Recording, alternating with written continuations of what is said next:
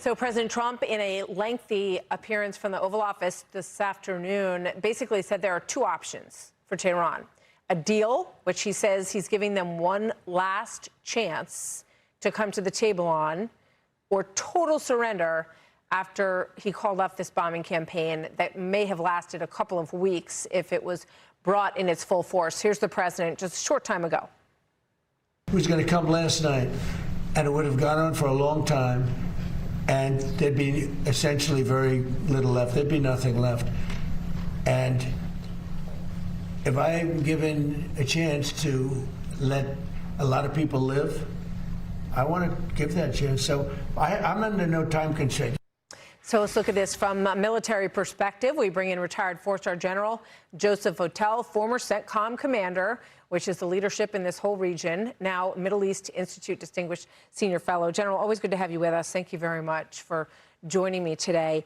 This is the reaction from General Jack Keane earlier today on our air when he was asked about this Saudi influence that has happened a few times during the course of the last 6 months about a pullback from military action that looked imminent.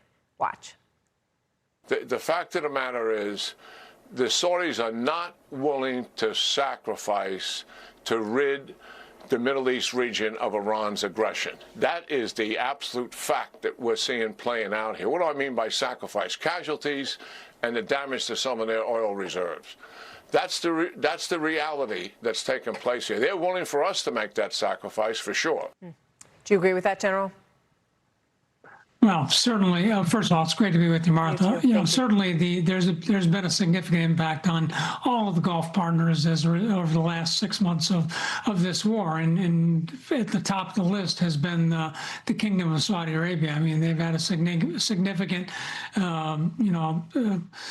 retraction of their revenues from oil, around 25% or so, which is significantly impacting them. So they are making decisions in their own interests right now. Whether those are good decisions or not, time will tell down the line. But they are certainly making decisions that are in their own interests right now.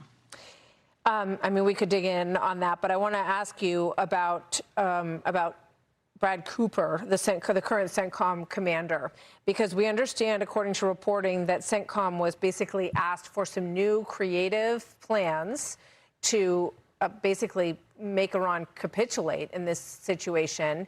And this is a story from the Wall Street Journal, and you see the reporters along the bottom here. It says, Cooper has long labored with a bureaucratic disadvantage. He lacks the easy access that Kaine has to the Oval Office.